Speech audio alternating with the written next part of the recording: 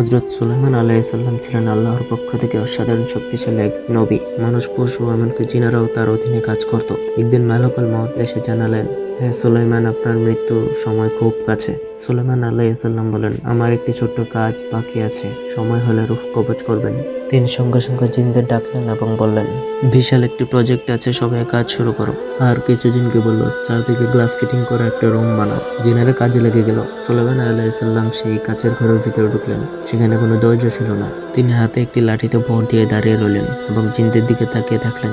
জিনদের স্বভাব ছিল, সুলাইমান আলাইহিসসালাম দাঁড়িয়ে না থাকলে তারা কাজ করতো না।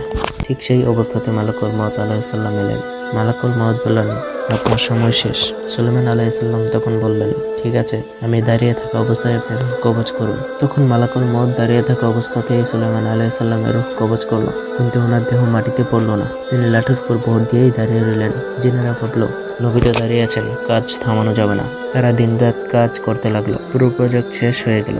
একদিন আল্লাহর হুকুমে একটি জেজু পোকা, ওই পোকা লাঠির ভিতরে ঢুকে সেটি খেয়ে ফেললো। লাঠি ভেঙে যেতে সুলাইমান আলাইহিসসালাম তপস্ করে মাটিতে পড়ে গেলেন। তখন জিনেরা বলল, আয় হায়, এতদিন খালি খালি কাজ করলাম,